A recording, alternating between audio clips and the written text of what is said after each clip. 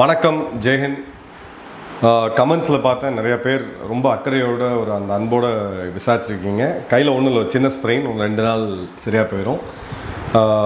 இப்போ இன்றைக்கி நம்ம ஒரு காணொலியில் ஒரு முக்கியமான விஷயம் பார்க்க போகிறோம். நம்ம நாட்டோடைய விஷன் என்ன? 2047 விக்ஷித் பாரத், வளர்ந்த பாரதம். ஸோ வளர்ச்சி அப்படின்னா நம்ம என்ன டிஃபைன் பண்ணுறோம்? பொருளாதார வளர்ச்சி கண்டிப்பாக அது வெறும் ஜிடிபி மட்டும் வச்சு பார்க்க முடியாது. நம்மளுடைய தனிநபர் வருமானம் அப்படின்றது இன்றைக்குமே பல வளர்ந்த நாடுகளை விட, வளர்ந்து கொண்டிருக்கிற நாடுகளை விட கீழே தான் இருக்குது. ஸோ இது ஒரு ஈக்குவல் டிஸ்ட்ரிபியூஷன் ஆஃப் வெல்த் அப்படின்னு சொல்லுவாங்க. இப்போ அந்த வகையில் பார்த்தோம் அப்படின்னா நமக்கு அந்த பயணம் ரொம்ப நெடுதூரம் இருக்குது. பட் ஒரு ஆங்கிலத்தில் ஒரு சேயிங் இருக்குது, what got you here will not get you there அப்படின்ட்டு. எதை வச்சு நம்ம இங்கே வந்தோமோ இதை மட்டுமே வச்சுக்கிட்டு நம்ம அடுத்த கட்டத்துக்கு போக முடியுமா அப்படின்னா முடியாது. ஸோ இதில் சில முக்கியமான விஷயங்கள் நம்ம பார்க்கணும். ஃபஸ்ட்டு, நம்மளுடைய இன்னைக்கு இருக்கக்கூடிய கால சூழ்நிலையில் இந்த அரசை இயக்கக்கூடிய ஒரு மிக முக்கியமான பங்கு அரசு அதிகாரிகள் கிட்ட இருக்குது, குறிப்பாக நம்மளோட பியூரோக்ரஸி. பிறகு அதுக்கு சப்போர்ட்டிவாக இருக்கக்கூடிய அடுத்தடுத்த சர்வீசஸ் எல்லாமே நம்ம பார்க்குறோம். இப்போ ஒரே ஒரு எக்ஸாம்பிள் நீங்கள் ஸ்க்ரீனில் பாருங்கள். டிபார்ட்மெண்ட் ஆஃப் ஸ்டேட், அமெரிக்காவுடைய அரசு ஒரு எக்ஸ்தலத்தில் ஒரு விளம்பரம் கொடுத்துருக்காங்க. சர்வ் ஓவர்சீஸ், வெளிநாட்டில் போய் வேலை செய்யுங்க. ப்ரொடெக்ட் அவர் டிப்ளமேட்ஸ், நம்மளுடைய தூதரக அதிகாரிகளை காப்பாற்றுங்க. இன்வெஸ்டிகேட் டிரான்ஸ்நேஷ்னல் கிரைம்ஸ், அமெரிக்காவுக்கு எதிராக நடக்கக்கூடிய வேறு நாடுகளில் நடக்கக்கூடிய குற்றத்தை ஆராய்ச்சி செய்யுங்க, இல்லை இன்வெஸ்டிகேட் பண்ணுங்கள். சப்போர்ட் அமெரிக்கா குளோபலி அப்படின்னு போட்டு ஒரு அட்வர்டைஸ்மெண்ட் வருது. இந்த அட்வர்டைஸ்மெண்ட்டில் அந்த லிங்க்கும் கொடுத்துருக்காங்க. நீங்கள் உள்ளே போய் பார்க்குறோம் அப்படின்னா diplomatic security foreign services special agent. இது ஒரு ஸ்பெஷல் ஏஜென்ட், சிம்பிளாக சொன்னோன்னா ஒரு உளவாளி. இந்த இடத்துல அவங்களுடைய அப்ளிகேஷன் பார்த்திங்கன்னா ஜனவரி 1ஆம் தேதி இது ஓப்பன் ஆகுது. அதே மாதிரி கிட்டத்தட்ட இந்த வருடம் முழுக்க இந்த ஓப்பனிங் இருக்குது. 31/12 வரைக்கும் இந்த ஓப்பனிங் இருக்குது. ஒரு வருடத்துக்கு $60,000 to $80,000. ஸோ அமெரிக்கா அளவுக்கு நம்ம பேலாம் பண்ண முடியாது, வேறு விஷயம். பட் ஜென்ரலாக சொல்கிறேன் நான். இப்போது இந்த இடத்துல அவங்களுடைய இன்வெஸ்டிகேட்டர்ஸ்க்கு அவங்க கொடுக்கக்கூடிய டாஸ்க்கு அதோடைய இதெல்லாம் பார்த்தீங்க அப்படின்னா ரொம்ப சிம்பிளாக இருக்குது. என்ன சொல்ல வரேன்னா, இப்போ இந்த இடத்த நம்ம நல்லா கவனிச்சுக்குவோம். இப்போ அடுத்தது இன்னொரு விளம்பரத்துக்கு போவோம். இது எல்லாமே நம்ம நிறையா, ஏன்னா நம்ம வெளிநாடுகளில் இருந்தால் நம்மளோட டிப்ளமேசி அப்படின்றது நம்ம எடுத்துக்கிறோம். இப்போ அந்த டிப்ளமேசின்னு எடுக்கும்போது நல்லது கெட்டதையும் நம்ம ரெண்டுத்தையும் சேர்த்து தான் எடுக்கணும். இப்போ இன்னொரு பதிவை நீங்கள் பாருங்கள். இதை சிஏஏ கொடுக்குறாங்க. சிஏஏ கொடுக்கும் பொழுது இவங்களோட இது என்ன வருது அப்படின்னு பார்த்தீங்கன்னா, ஒரு ஆடை கொடுக்குறாங்க. ஆடை கொடுக்கும் பொழுது ready to turn your curiosity into real world impact. உங்களுடைய அந்த ஆர்வம், கற்றுக்கணுன்ற அந்த கியூரியாசிட்டியை ஒரு நிஜ உலகத்தில் தாக்கம் ஏற்படுத்தக்கூடிய அளவுக்கு நீங்கள் தயாராக இருக்கிறீங்களா அப்படின்னு விரும்புனீங்கன்னா, The Directorate of Operations Student Internship Program offers a chance for you to engage in critical national security work while you are still in the school. Express your interest by 30 January 2026. மாணவர்களை America அவருடைய உலகத்தோட number 1 உளவுத்துறைன்னு கூட சொல்லலாம், CAA, பள்ளி கல்லூரி மாணவர்களை நேரடியாக internship training எடுத்து அவங்கள ஒரு தேர்ந்த அதிகாரிகளாக மாற்றுறாங்க. இப்போ இந்த அண்டர் கிராஜுவேட் இன்டர்ன்ஷிப் ப்ரோக்ராம் அப்படின்னு பார்த்தீங்கன்னா, அமெரிக்கா பிரஜையாக இருக்கணும், 18 வயது பூர்த்தியாக இருக்கணும், வாஷிங்டன் டிசியில் ஒர்க் பண்ணக்கூடிய அந்த இது வேணும். அதே மாதிரி பார்த்தீங்க அப்படின்னா செக்யூரிட்டி மெடிக்கல் எவால்வேஷன், வெறும் ஒரு அண்டர் கிராஜுவேட் ஸ்டூடெண்ட்டாகவே இருந்தால் மட்டும் போதும். இதில் பார்த்தீங்க அப்படின்னா என்ன பெனிஃபிட் கொடுக்குறாங்கன்னா, பெய்டு டைம் ஆஃப், உங்களுக்கு அந்த பணம் கொடுக்குறாங்க. Federal health and life insurance, retirement, education training, health services, child care, கிட்டத்தட்ட எல்லாத்தையுமே கொடுத்துட்றாங்க. Full time students, first year college ஸ்டூடெண்ட்ஸை இவங்க கேட்டிருக்காங்க. அதன் பிறகு இவங்களுக்கு அந்த பயிற்சிகள், உளவாளிகளுக்கு உண்டான சிஏ எப்படி ஃபங்க்ஷன் ஆகுது அப்படின்றதுக்கான பயிற்சிகள் கொடுக்கப்படும். அதன் பிறகு இவங்க ஃபுல் டைம் இன்டர்ன்ஷிப் அப்படின்ற இதை நம்ம பண்ணுவாங்க. இப்போது அப்படியே நம்ம நாட்டுக்கு வருவோம். நம்ம நாட்டோடைய அரசு அதிகாரிகளோட தேர்வு எப்படி நடக்குது? UPSC, union public service commission. இது நம்ம எப்போ ஆரம்பித்தோம்? எத்தனையோ வருடங்களுக்கு முன்னாடி. இப்போ அதில் ஒரு எழுத்து தேர்வு இருக்குது, இல்லை 2 கட்ட எழுத்து தேர்வு இருக்கும், பிறகு இன்டர்வியூ இருக்கும், பிறகு இது பண்ணுவாங்க, வேலைக்கு சேருவாங்க. இப்போ உதாரணத்துக்கு நம்ம ஐஏஎஸ் ஐபிஎஸ் எடுத்திங்கன்னா ஒரு 1000 கூட வேகன்சி இருக்காது ஒரு வருஷத்துக்கு. அதுக்காக எக்ஸாம் எழுதுறது பார்த்தீங்கன்னா கிட்டத்தட்ட 20-25 லட்சம் பேர் எழுதுவாங்க. இப்போ 25 லட்சம் பேரில் வெறும் 500 பேர் to 1000 பேர் தான் அங்கே செலக்டே ஆகுறாங்க. மிச்சவங்க அடுத்த அட்டம்ப்ட்டுன்னு போவாங்க. ஒரு லெவலுக்கு மேலே முடியாதவங்க அடுத்த கட்டத்தை நோக்கி போகிறாங்க. இப்போ இந்த 2 ரெக்ரூட்மெண்ட்டையும் நீங்கள் கம்பேர் பண்ணி பாருங்கள். What got you here? இத்தனை வருட காலம் நம்ம வந்துட்டோம், இந்த எக்ஸாம் சிஸ்டம்ஸ் எல்லாமே நமக்கு வந்து கொடுத்துருக்கு. பட் இன்னைக்கு இருக்கக்கூடிய சேஞ்சிங் வேர்ல்டில் இன்னைக்கு நேற்று நம்ம டீம் உட்காந்து ஒர்க் பண்ணி நாங்கள்லாம் சேர்ந்து ஒரு காணொலியை கொண்டு வரணும்னு பார்க்கறதுக்குள்ள அதோடைய அப்டேட் வந்துடுது, அதோட அவுடேட் ஆகி போயிடுது. தொழில்நுட்பம் இன்றைக்கி பல மாற்றங்களை சந்திச்சிருக்கு. தனிநபர் வாழ்க்கை, ஏஐ போன்ற பல விஷயங்கள் இன்றைக்கி உலகத்தையே புரட்டி போட்டிருக்கு. நாம் இன்னமும் உட்காந்து இப்போ இவங்க எடுக்கிறாங்க, என்ன பண்ணுறாங்க, ஒரு ஃபார்ம் கொடுக்குறாங்க, ஒரு இணையதளத்தை கொடுக்குறாங்க. சிம்பிளாக எக்ஸ்தலத்தில் ஃபேஸ்புக்கில் போய் ஒரு பதிவை போட்டு மாணவர்களை கூப்பிட்றாங்க, ரெக்ரூட்மெண்ட் பண்ணுறாங்க. அவங்களுக்கு தேவையான திறன் இருக்கான்றதை அனலைஸ் பண்ணிவிட்டு அவங்கள உள்ளே கொண்டு வராங்க. அதன் பிறகு அவங்கள பெஸ்ட் ஆஃப் த பெஸ்ட் ப்ரொஃபஷனல்ஸாக மாற்றுறாங்க. ஸோ ஒரு உளவுத்துறை நாட்டுக்கு எவ்வளோ முக்கியம் அப்படின்றது நம்ம இப்போ பார்க்கணும். ஏன்னா இப்போ ஆப்ரேஷன் சிந்தூரில் இந்தியா விமானப்படை இராணுவம் எல்லாமே தாக்குதல் நடத்தினாங்க. ஆனால் அந்த இடத்துல தான் பயங்கரவாதிகள் இருக்காங்க, இத்தனை பேர் இருக்காங்கன்ற தகவல் வந்து ரொம்ப ரொம்ப important. So intelligence, counter intelligence இல்லாமல் ஒரு இராணுவம் எதுவுமே செயல்பட முடியாது, ஒரு நாடும் இயங்கவே முடியாது. நான் ஜஸ்ட் உங்களுக்கு இது ஒரு சாம்பிள் தான் சொல்கிறேன். அதன் பிறகு இதே சிஐஏ இன்னொரு அட்வர்டைஸ்மெண்ட் வந்து கொடுக்குறாங்க. அந்த அட்வர்டைஸ்மெண்ட்டில் எடுத்திங்கன்னா ஓப்பன் அட்வர்டைஸ்மெண்ட்டு. இப்போ இந்த இடத்துல பார்த்தீங்கன்னா சீன மொழியில் வருது. சீன மொழியில் அவங்க என்ன கொடுத்துருக்காங்க அப்படின்னு பார்த்தீங்கன்னா, நான் டிரான்ஸ்லேட்டட் வெர்ஷனை படிக்கிறேன். This video provides a full set of steps for making secure contact with the CIA. Below are several considerations that must be taken into account before and during the process of making secure contact. The CIA wants to know the truth about China and we are looking for the people who knows and can tell the truth. ஒரு video பதிவை போட்டு அந்த வீடியோவில் சீனா ஒரு stone walled country, சுற்றி பார்த்தீங்கன்னா ஒரு இரும்பு திரை, அவங்களுக்குன்னு தனி சோஷியல் மீடியா, அவங்களுக்குன்னு தனியாக எல்லாமே இருக்குது. கூகுளில் போயிட்டு இது பண்ண முடியாது, நீங்கள் ஃபேஸ்புக் பண்ண முடியாது, பைடு தான் யூஸ் பண்ணணும், நிறைய இருக்குது உள்ள. அவங்களுக்கு பார்த்தீங்கன்னா நிறைய இருக்குது.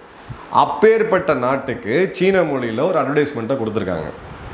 நீங்கள் எங்ககிட்ட ரகசியமாக எந்தவித ஆபத்தும் இல்லாமல் தொடர்பு கொள்வது எப்படின்னு சொல்லி இதில் நாங்கள் போட்டிருக்கோம். எங்களுக்கு சைனாவை பற்றியான நிறையா உண்மைகள் தெரியணும், உங்கள் நாட்டில் அடக்குமுறை இருக்குது அப்படின்றது எங்களுக்கு தெரியும். ஸோ தயவு செய்து நீங்கள் பயப்படாமல் உங்கள் நாட்டை பற்றியான உண்மைகளை சொல்லுங்கள். ஸோ சைனாவை உடைக்கிறதுக்கான அஸ்திவாரத்தை இப்போ சிஏஏ போட்டிருக்காங்க. இப்போ இந்த ஸ்ட்ராட்டஜி சைக்காலஜிக்கல் ஆப்ரேஷனாக எடுக்கலாமா அப்படின்னு பார்த்தீங்கன்னா எடுக்கலாம். பட் அதே சமயம் எதிரியை வந்து 10 முறை யோசிக்க வைக்கக்கூடிய ஒரு நிகழ்வையும் வந்து இங்கே வச்சுருக்காங்க. ஸோ இதெல்லாம் எங்கேருந்து வருது, இந்த ஐடியாக்கள் எங்கேருந்து வருது, ஏன் அது ஒரு சிறந்த உளவுத்துறையாக இருக்குது உலகத்தில்? சிம்பிள், அவங்களுடைய ரெக்ரூட்மெண்ட் ப்ராசஸ். இந்த ரெக்ரூட்மெண்ட் ப்ராசஸில் நாம் வந்து இன்னும் ஒரு எக்ஸாம் வச்சு இன்றைக்கி தேதிக்கு நீங்கள் சிவில் சர்வீசஸாக இருக்கட்டும், இல்லை பேங்க் எக்ஸாம்ஸாக இருக்கட்டும், நீங்கள் ஏஐ பயன்படுத்தி கிட்டத்தட்ட அடுத்த எக்ஸாமில் என்ன கேள்வி வரும்னு சொல்லி பார்க்கலாம். இந்த எக்ஸாம் பேட்டர்ன் அவுடேட் ஆயிடுச்சு. வேறு சிஸ்டம்ஸ் கண்டிப்பாக நம்ம கொண்டு வரணும். இப்போது பல மாணவர்கள், பல நூற்றுக்கணக்கான இமெயில்கள் எனக்கே வருது. மாணவர்களுக்கு அவங்களுக்கு அந்த குவாலிஃபிகேஷன் இருக்கலாம், ஐபியில் சேரணும், ராவில் சேரணும், நாட்டுக்காக ஏதாவது பண்ணணும், என்ஐஏ சேரணும். பட் நீங்கள் எந்த ரூட் வச்சுருக்கோம், அதே யூபிஎஸ்சி எக்ஸாம், அதன் பிறகு அதே மேக்ஸு. யாருக்கு மனப்பாடம் பண்ணக்கூடிய சக்தி அதிகமாக இருக்கோ அவங்க தான் அந்த தேர்வில் அதிகமாக ஜெயிக்க முடியும். எவ்வளோ நேரம் படிக்கிறோம், கோச்சிங் சென்டர், பிறகு கோச்சிங் சென்டருக்கான ஃபீஸு, அதன் பிறகு காம்படிட்டிவ் எக்ஸாம்ஸு, மீண்டும் கடைசியில் போய் ஒரு நிமிஷம் உட்காந்துட்டாங்கன்னா அதுக்கப்புறம் அது அரசு வேலையாக போயிடுது. இந்த நிலை நம்ம மாறணும். விக்ஷித் பாரத் அப்படின்னு நம்ம எய்ம் பண்ணோம்னா நம்ம கொஞ்சம் மாற்றி யோசிக்கணும். வெற்றியாளர்கள் எப்படி யோசிக்கிறாங்களோ அப்படி யோசிக்கணும். ஸோ ஒரு 3 எக்ஸாம்பிள் நான் அமெரிக்காவை பற்றி சொன்னேன். இப்போ இதிலேருந்து நம்ம இது ஏதோ ஒரு இதெல்லாம் மாற்றவே முடியாது அப்படின்ற இதில் நம்ம போயிட்டுருக்கோம். மாற்றங்கள் மற்றவே மாறாதது. ஸோ இந்த இடத்துல இந்த மாற்றத்தை நம்ம கொண்டு வரலை அப்படின்னா இந்தியாவுடைய பெஸ்ட் உளவுத்துறையோ இல்லை பெஸ்ட் இராணுவமோ எப்படி ஒரு அக்னிவீர் திட்டத்துக்கு என்ன எதிர்ப்பு வந்துச்சு அப்படின்றத பார்க்குறோம். இப்போது சில இடங்களில் அக்னி வீரர்களை சந்தித்து அங்கே இருக்கக்கூடிய அதிகாரிகளை சந்தித்து பேசும்போது இது ஒரு மிகப்பெரிய கேம் சேஞ்சராக இருக்குது. ஏன்னா சேஞ்ச் ஸ்ட்ரெஸ்ஃபுல். நம்ம இப்படி ஒரு ஆஃபீஸில் வீட்டில் இருந்தால் இங்கே இந்த சோஃபாவில் தான் நம்ம உட்காந்துட்ருக்கோம், நாளைக்கு உங்களை மாற்றி உட்கார வச்சா அது நமக்கு கொஞ்சம் ஸ்ட்ரெஸ்ஃபுல்லாக தான் இருக்கும். ஆனால் சேஞ்ச் இல்லாமல் நம்ம வந்து விக்ஷித் பாரதாக மாறணுமா அப்படின்னா கண்டிப்பாக அது வந்து முடியாதுன்றது தான் என்னுடைய பொருள். நெகட்டிவாக பேசுகிறேன்னு நினைக்க வேண்டாம், பட் இதுதான் ஃபேக்ட். இப்போ இன்னொரு எக்ஸாம்பிள் எடுங்க. ஜெனரல் ராஜ் சுக்லா ஆர்மி கமாண்டராக இருந்து ரிட்டையர் ஆனவர். அவர் வந்து சிவில் மிலிட்ரி ஃபியூஷன் பற்றி ஒரு அருமையான புத்தகம் எழுதியிருக்காரு. அவருடைய ஒரு பேட்டியில் நான் முக்கியமான 3 பாயிண்ட்டை சொல்கிறேன். இப்போ இந்தியாவில் இராணுவத்துக்கு ஒரு ஆயுதம் தேவை. அப்போ அந்த ஆயுதம் தேவை அப்படின்றது இராணுவம் என்ன சொல்கிறாங்க, இராணுவ வீரர்கள் அங்கே இருக்கக்கூடிய அதிகாரிகள்லாம் கலந்து ஆலோசித்து ஓகே இந்த ஒரு பர்டிகுலர் ஆயுதம் நமக்கு தேவை அப்படின்றத கொடுக்குறாங்க. இது ப்ரொப்போசல்.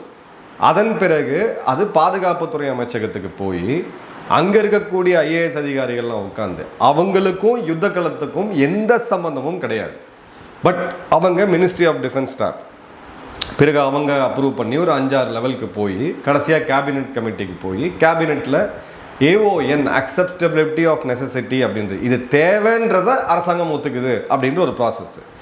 அதன் பிறகு என்ன ஆயுதம் எப்படிப்பட்ட ஸ்பெசிஃபிகேஷன்லாம் எடுத்து நம்ம எல்லாம் முடித்து டெண்டரிங் வந்து அது ஒரு இராணுவத்தலோட வர்றதுக்கு பெஸ்ட் எக்ஸாம்பிள் நம்மளுடைய ரஃபேல் 2004 AON போடப்பட்டு 2008 இதற்கான ரேட்டு நெகோசியேஷன்லாம் ஃப்ரெஞ்ச் கவர்மெண்ட்டை பேசி அந்த விமானம் கடைசியாக எப்போ நம்மக்கிட்ட வந்துச்சுன்னா 2023. அப்போது அந்த விமானத்தை வாங்கணும்னு நினைக்கும் பொழுது அது 4.5ஆம் தலைமுறை விமானம், அன்னைக்கு தேதிக்கு அது அட்வான்ஸ்டு விமானம். நம்ம வாங்கி கொண்டு வந்து இப்போ வாங்கின நேரத்தில் இடைப்பட்ட காலத்தில் நீங்கள் 2004 2008 நம்ம ரெஃபரன்ஸ் வைப்போமே, கிட்டத்தட்ட 16 வருஷம் ஆகுது, 16-17 வருஷம் ஆகுது ஒரு விமானத்தை தேவைன்னு சொல்லி நெகோஷியேட் பண்ணி எல்லாம் பண்ணுறதுக்கு. இப்போ ட்ரம்ப் அவர் ராஜ் சுக்லா அவர்கள் சொன்னது, ஜெனரல் ராஜ் சுக்லா அவர்கள் சொன்னது, ட்ரம்ப்பு தன்னுடைய டிபார்ட்மெண்ட் ஆஃப் டிஃபென்ஸை கூப்பிட்டுட்டு சொல்கிறாரு எனக்கு வந்து இந்த அயன் டோம் சிஸ்டம் கோல்டன் டோம் சிஸ்டம் வேணும், அமெரிக்க நகரங்கள் எல்லாத்தையும் பாதுகாக்கணும்னு சொல்லிட்டு அவங்க சொல்கிறாங்க 2038 பண்ணிடலாம், 35 பண்ணிடலான்ட்டு. ட்ரம்ப் சொன்னது எனக்கு அடுத்த 3 வருஷத்தில் வேணும், 2029 இது வேணும், என்ன வேணும்னு சொல்லி பணம் வேணுன்றதை நான் தரேன், நடக்கிற வேலை நீங்கள் போகிற ஸ்பீட்லலாம் எனக்கால முடியாது, இந்த ஆபத்து நம்ம நாட்டுக்கு இப்போ இருக்குது, இது உடனடியாக நடந்தாகணும் அப்படின்றதான். அதன் பிறகு ரயத்யான் போன்ற டிஃபென்ஸ் நிறுவனங்கள் தனியார் பெரிய பெரிய கார்ப்பரேட் நிறுவனங்களை கூப்பிட்டு வச்சு வான் பண்ணுறாரு, இந்த ஸ்பீட்லலாம் ஒர்க் பண்ணிகிட்டு இருந்தீங்கன்னா உங்களுக்கு டெண்டர்லாம் நான் கொடுக்க மாட்டேன் அப்படின்னு சொல்லிட்டு. இப்போது அவங்க ஏஐ அதிகமாக பயன்படுத்துகிறாங்க, யுத்த களங்களில் முடிவுகள் எடுக்கிறதுல ஏஐ அதிகமாக பண்ணுறாங்க. பெலாந்தீர் அப்படின்ற ஒரு கம்பெனி, இதை பற்றி நம்ம ஏற்கனவே பேசியிருக்கோம், ஒரு இந்தியர் கூட ஒர்க் பண்ணுறாரு. 4 இளைஞர்கள் ட்ரம்ப்பை சந்திக்கிறாங்க, ட்ரம்ப்போடைய ஆதரவாளர்கள். அவங்க சொல்கிறாங்க ஏஐ எப்படி நம்ம பயன்படுத்தலாம் அப்படின்னு சொல்லிட்டு. ட்ரம்ப் வந்து அவங்களுடைய மினிஸ்ட்ரி ஆஃப் வார், அதாவது பாதுகாப்புத்துறை அமைச்சகத்தை கூப்பிட்டு சொல்கிறாரு, இந்த பசங்க வராங்க, இந்த கம்பெனிக்கு தேவையான இந்த டேட்டெல்லாம் கொடுங்க, நம்ம ஏஐ தொழில்நுட்பத்தில் பின்தங்கி இருக்கோம் சைனாவோட, நம்ம இதை வந்து பயன்படுத்தணும் அப்படின்னு சொல்லிட்டு. இது சொன்ன பிறகு இந்த ஏஐ தொழில்நுட்பத்தை அவங்க போய் உள்ளே பற்றி பேசும்பொழுது அங்கே இராணுவத்தில் என்ன சொல்கிறாங்கன்னா, இல்லை இதெல்லாம் வந்து இராணுவ அதிகாரிகளுக்கு நடுவில் மட்டும்தான் ஷேர் பண்ண முடியும், சிவிலியன்ஸ் கூட ஷேர் பண்ண முடியாது, இவ்வளோ தான் டேட்டா கொடுக்க முடியும். இது மீண்டும் ட்ரம்ப்புக்கு வருது. ட்ரம்ப் என்ன தெரியுமா பண்ணாருங்க, ஒரு பேப்பர் எடுத்து ஒரு எக்ஸிக்யூட்டிவ் ஆர்டர், பிரசிடென்ட்டோட எக்ஸிக்யூட்டிவ் ஆர்டர் போடுறாரு. இந்த 2 பேருக்கு இராணுவ ரேங்க், லெஃப்டினன்ட் கர்னல் அளவுக்கான ஒரு மேஜர் அளவுக்கான ஒரு இராணுவ ரேங்க். அதன் பிறகு டிபார்ட்மெண்ட் ஆஃப் டிஃபென்ஸை கூப்பிட்டு சொல்கிறாரு, இப்போ நீங்கள் டேட்டாவை கொடுங்க அப்படின்ட்டு. இப்போது அவங்க ஏஐயை ஏற்கனவே பயன்படுத்த ஆரம்பிச்சிட்டாங்க. எப்போ இராணுவ ரீதியான முடிவுகள் எடுக்கிறதுல, யுத்த காலத்தில் முடிவுகளை, போர் யுக்திகளை முடிவு எடுக்கிறதுல ஏஐயை பயன்படுத்த ஆரம்பிச்சிட்டாங்க. 2 ஸ்டெப் முன்னாடி போயிட்டாங்க. இந்த இடம் தான் ஒரு வல்லரசு ஆகக்கூடிய கனவோடு இருக்கக்கூடிய ஒரு நாட்டுக்கு தேவையானது. ஒரு வல்லரசு பண்ணிக்கிட்டு இருக்காங்க. அமெரிக்காட்ட வந்து நம்ம எல்லாத்தையும் எடுத்துக்கணும்னு அவசியம் இல்லை, ஆனால் பல நாடுகள்கிட்ட நல்ல விஷயங்களை, குட் ப்ராக்டிசஸ் நம்ம நிச்சயமாக எடுத்தாகும்.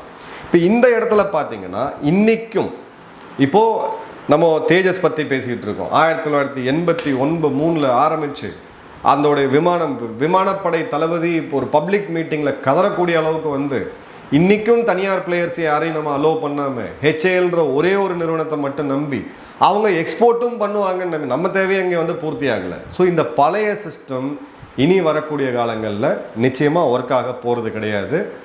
மாற்றம், சீர்திருத்தம் அப்படின்றது தேவை. பல சீர்திருத்தங்கள் நம்ம அவசரமாக பண்ணியிருக்கிறோம். பட் எப்பப்பெல்லாம் நாடு பிரச்சனைகள் இருக்குதோ அப்போ தான் நம்ம சீர்திருத்தங்களை வேகமாக நம்ம பண்ணுவோம். ஸோ அந்த வகையில் பார்த்தீங்க அப்படின்னா நமக்கு இன்றைக்கி இருக்கக்கூடிய சேலஞ்சஸில் இந்த சிவில் மிலிட்ரி ஃபியூஷனில் இப்போது சைனாவுடைய இன்னொரு எக்ஸாம்பிள், அமெரிக்காவை பார்த்தோம், சைனாவை பார்க்குறோம். கப்பல் கட்டும் நிறுவனங்கள் இங்கே அரசு நிறுவனங்கள் தான் இருக்குது, தனியார் நிறுவனங்கள் நம்மகிட்ட எதுவுமே கிடையாது. இப்போ எல்என்டின்ற ஒரு நிறுவனம் தான் வந்திருக்காங்க. இப்போ அரசு நிறுவனங்கள் கப்பல் கட்டுறங்க போது சிவிலியன் கப்பல் போக்குவரத்து கப்பலை கட்டுறாங்க. அவங்க இராணுவம் என்ன சொல்லுதுன்னா, இந்த இடத்த இவ்வளோ கேப் விட்டு வச்சுருங்க, நாங்கள் தேவைப்படும் போது ஏவுகணையை கொண்டு இதில் வச்சு நாங்கள் செலுத்துவோம்னு சொல்லிட்டு. அவங்களுடைய நேவி ஸ்ட்ரென்த்து 455 போர்க்கப்பலை மட்டும்தான் நம்ம பார்க்குறோம். அவங்களுடைய போக்குவரத்து கப்பல்கள் இருந்தும் அவங்களால மிசைல்ஸ் ஏக முடியும். அதையும் காலங்களில் பயன்படுத்த முடியும். உலகம் முழுக்க அவங்களுடைய கப்பல்கள் சுற்றிக்கிட்டு இருக்கு. அவங்களுடைய கண்டெய்னரில் பேஸ் பண்ணி மிசைல் லான்ச் பண்ணக்கூடிய தொழில்நுட்பத்தை அவங்க கொண்டு வந்துட்டாங்க. இது ஏன்னா சிவிலும் மிலிட்ரியும் பேசிக்கிறாங்க. இங்கே இராணுவம் அப்படின்றது ஏதோ அது பயங்கர ரகசியம், அது கிட்டே யாரும் போயிடக்கூடாதுன்ற அளவுக்கு தனியாக வச்சு, இன்னொரு இதில் பார்த்தீங்கன்னா டியூவல் யூஸ் டெக்னாலஜிஸ்.